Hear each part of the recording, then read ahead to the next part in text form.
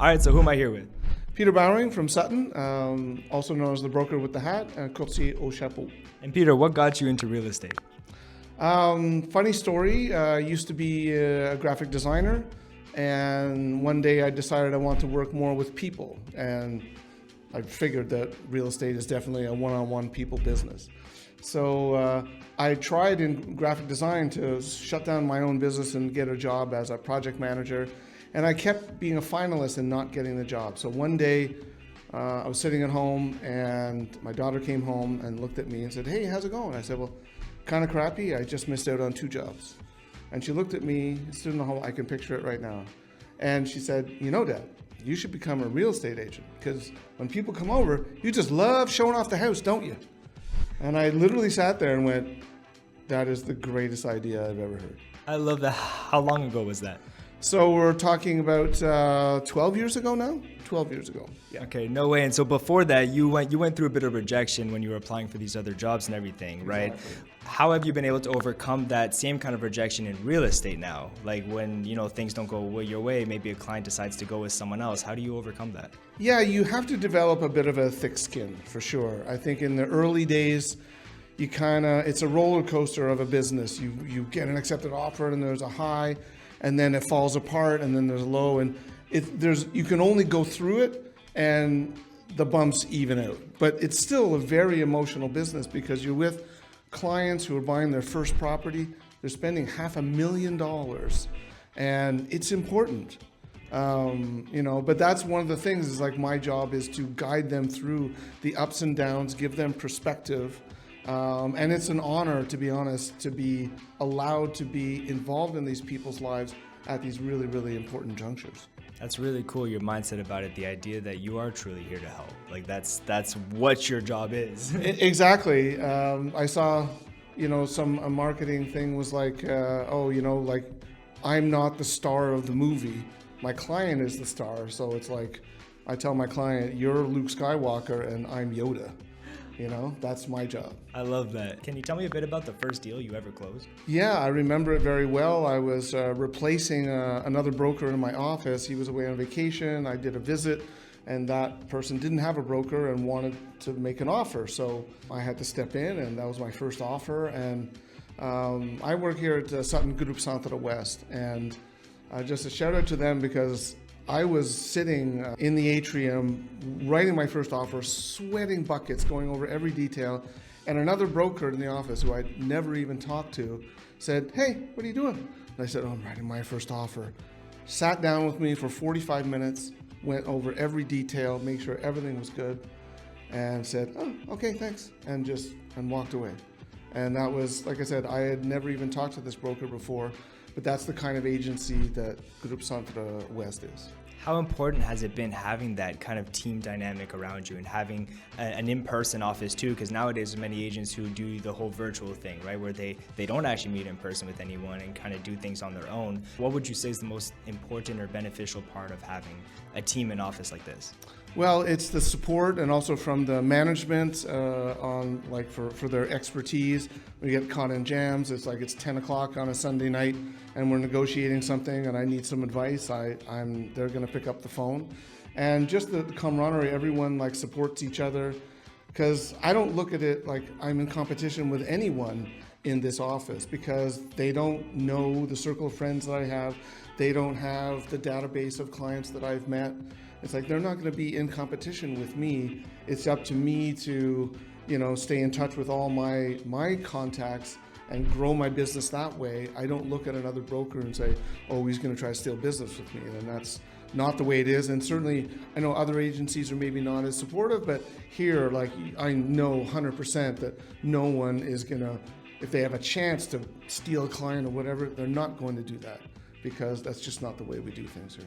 So it's more of a collaborative effort instead of a competitive one. Absolutely. Everyone's supporting each other, and that's the way I like it. What would you say have been some of the hardest challenges you've had to overcome over these past years in the industry? Past how many years again? 12 years. Past 12 years in the industry. What are those biggest challenges you've had to overcome? I think that for myself, even though I like talking to people, I'm good at talking with people, but sometimes there'll be a stretch where there's not much activity And it's like I need to reach out to my clients, see how they're doing, see if they know anyone who needs some help and whatever. And it's that, like, staring at the phone going, I need to pick up the phone and make that call, is sometimes very hard for me, and I have to psych myself up. And then I go and I do it, and I have a wonderful conversation, and they're just like, oh yeah, I was actually thinking of you, my mom was sick, and that's why I haven't been in touch, and yeah, we want to do this project. And I get off the phone, and it's like, why was I afraid of making that phone call, you know? So that is number one, like, challenge for me, and I think it's a big challenge for all real estate brokers. Sometimes you just gotta kick yourself in the butt a little bit and make those calls and make those connections, because you're not going to have a business unless you do. 100% agree, and it's not even just about like kicking yourself in the butt and making it happen one time, but it's about doing it consistently over and over and over again, and building the discipline to make sure you get the reps in. Right? Absolutely. I mean, I saw a seminar I went to early in my career. The guy was saying it's a numbers game, and it literally is. It's like, if you're a really good salesperson in any business, you need to meet 100 people to make 1 to 5 sales. You know, so if you're not seeing 100 people or interacting with 100 people in some way, shape, or form, you're not going to be doing much business. And what's one of the ways that you've been able to grow your business over the years? What's been some of the key factors that you've used to get new clients consistently over the past dozen years? Yeah. When I started out, I was doing open houses all the time, and but that has changed over the years. There's a new law in Quebec that says you have to have a contract with a broker to purchase. So now when I do open houses, it's like not many people are unattached.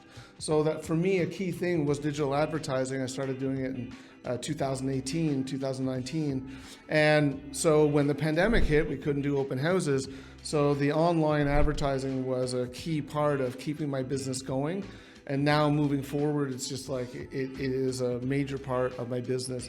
Again, it's a way like how can you reach out? How do you find 100 people, you know, as opposed to I'm not going to be accosting people on the street, you know? So it's like the digital advertising.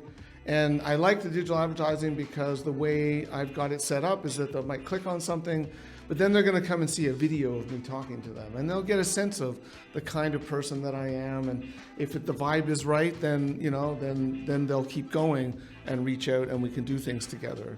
There might be some people who watch my video and go, yeah, this guy's just a little too, I don't know, laid back, or not, you know, I'm not like a shark out there, and that's not my vibe. And if that's the kind of broker you want, you're probably better off with someone else. But I'm more collaborative and transparent, and my relationships with my clients are just that, relationships.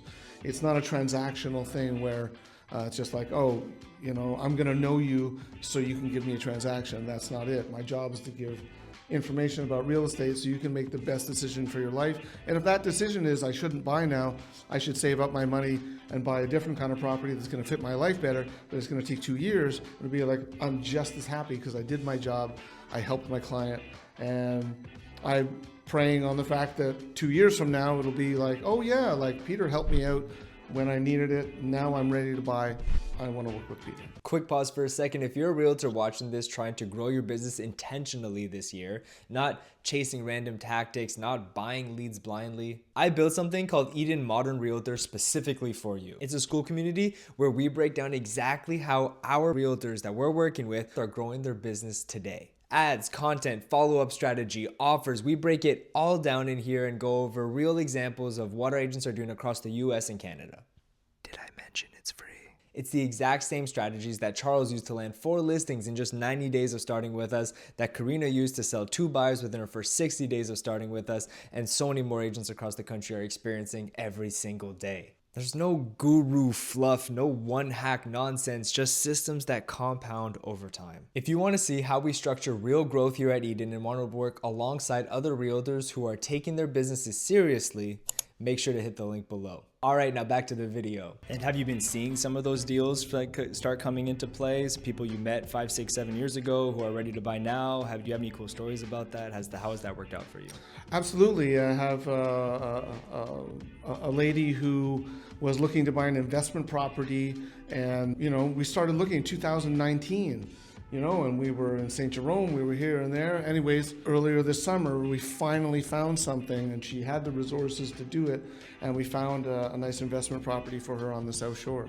And she's like super happy. So that's awesome. And when it comes to generating these leads online, like you said, running ads and building that familiarity with yourself, right, through the videos and the content, have you noticed any differences when it comes to converting an online lead rather than like a referral or someone you meet in person? Is there a difference between the kind of client that they are and how you go about working with them? I think that obviously a referral is one thing. That's like a happy client has sent me like their best friends, and that's a very close relationship. So those generally, the success rate is very high. But people have always asked me, like, how do you find digital compared to open house? When I did open houses, my first year, I did 48 open houses in a 52-week year. But I found the percentage of people who turn into clients about the same. I would in my first year, I would come home after an open house and be like, I just met 6 people. I've got 6 new clients, like for sure. And be like, no, of course not. But maybe one of them 6 months later turned into business. And so you have to do the numbers. But I've had such wonderful conversations with people who clicked on my ads and whatever. And, some of my absolute favorite clients of all time have come from them just randomly clicking on an ad. We go see a property and then we hit it off, and then it's like 3 years later and they've bought like 4 properties, and their friends have bought properties, have bought a property for their mom. So I think that they're very comparable. The business is in the follow-up, right? It's not just that first time you make contact with someone, but like the 10th and the 20th time, and after they've already done business with you, then you reach out again a few years after, and just making sure building that relationship, exactly like you said, building the familiarity, the relationship, and the trust has been huge, both in person and through the virtual World Wide Web, having the videos out there, having the content. Yeah, for sure. I had a listing. I was doing a rental, and for one of my clients who live in New York, so I'm doing the rental. You don't make much money on a rental; it's a couple $100, but that's what they need. So I'm helping it. So I don't think about the money. I'm just like, there's a job to do, and we do it. And I remember, like last year, I got a phone call from a lady who had been a prospective renter 3 years before, didn't even rent the place, but I showed it to them, I gave them my card, and she was like, yeah, we remember you from that visit, and we want to start looking to buy a place. So you never know. That's incredible. I speak to so many realtors who are always just looking for the quick wins. They're looking for people who are ready to move now and wanting to go now and purchase or sell or whatever the case is. And when I start working with them, I think one of my biggest challenges is having to set that expectation of, hey, like, we're building for the long term. Yeah. Like, you have to build now and build consistently, and you will see those deals come in as long as Again, the word is consistency. As long as you stay consistent with whatever outreach you're doing, ads, calling, whatever it is, and trust that if you keep those relationships healthy, these people eventually are probably gonna buy or sell. It's like, can you establish a relationship with someone?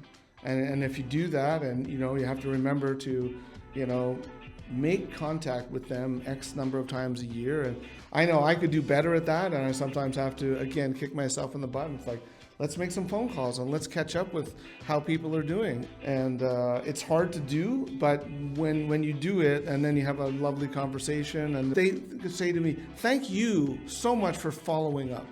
That is the ultimate, what was I afraid of? It's a good feeling. Yeah, it's really amazing. You get off the phone and it's just like, wow, okay, I got to do that again. That's good. Is there a particular transaction that stands out to you? One that kind of highlights maybe not over all of them, but just one that comes to mind, that a really cool house you got to sell, a really cool experience you had with a client, anything, something that maybe someone else can learn from? For me, every year, all the transactions, I just have amazing stories because it's unique people and they're so nice, and to be involved in this big thing. So just this year, the one that comes to mind is a lovely young couple one's a jazz saxophone player, the other one special ed teacher, not exactly rolling in money. They were living in a house on the South Shore, and their landlord said, by the way, your house is going to be demolished on October 1st. It's like, what? So they said, well, what can we do? And they got in touch with a mortgage broker I work with, And it's like, we have a budget of $325,000. That does not go far in the city. So all of a sudden we're looking on the South Shore, and fast forward to, we found this 1893 Victorian house on the main drag in Farnham, and we got it for $301,000. You know, and it's just like, these kids are just over the moon to be able to afford that, and they like old things, and they even, the family was like, should we get rid of all this junk? And she's like, no, keep it. I'm gonna figure out what to do with it and stuff. So the family, it was just a lovely transaction, and to go from a scary thing like that, it's like, all right, this is gonna be demolished, to moving into this gem of a beautiful place with moldings and high ceilings and everything. It's just wonderful. That's incredible. Can you tell me a bit about why it's that specific transaction that sticks out to you instead of the bigger $1 million homes that have been bought or sold with you and your clients? Why does that one stand out compared to the big transaction that other people try to highlight a bit more? I think it was the challenge. It was like, there's not very much budget, you know, and they're both very artistic, and they need lots of space. And we saw a lot of places that were just like, this is kind of scary, you know? So it was the challenge, and the fact that they'd had such a shocking turn of events, to be able to turn it into a happy result, that they're just, like I said, they're just over the moon. And then we're at the notary, and we're dealing with the family and my clients, and there's just a lot of love in the room. They're happy to be there. And yeah, I think it's the level of happiness that's achieved makes it memorable. Yeah, that's what makes it memorable. That's awesome. All right, and to finish it off, if you had one piece of advice to give to someone looking to get started in real estate in 2026 in this market, say it was yourself, you had to start all over again, what would that piece of advice be for that person? I think that the key thing is you have to be outgoing. Maybe not, your personality isn't outgoing. You can be quiet and one-on-one with people, but like I said, you have to kick yourself in the butt, and you have to do it all day, every day. You can't think that if you're not out talking to people, if you're not interacting with people, and obviously the digital world is so important now. So it's like, if you're, make posts on Instagram. The thing is, you want to be your authentic self. So how do you show that? How do you attract like-minded people? Well, then just be yourself in your posts, in your videos, in your interactions. And then even like, you're on Instagram and someone likes your thing, interact with that person. What do they ask? Them questions. Be curious about the world. Be curious about people. An old mentor said something, it's a stupid joke, don't be a secret agent, Yeah, so you're out in the world, and I have a trick I do. I'll have interactions with people. I'm at a store, I'm being helped by someone, and they're like smiling and super nice. So then I literally reach into my card and say, hey, I only work with nice people. I can tell you're nice already.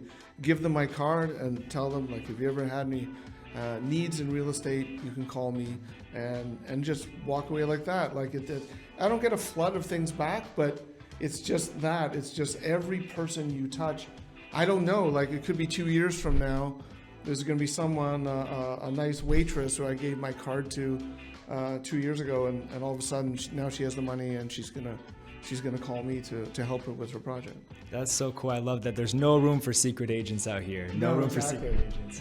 Thank you. You have amazing advice, man. Thank you for taking the time. My pleasure. My pleasure.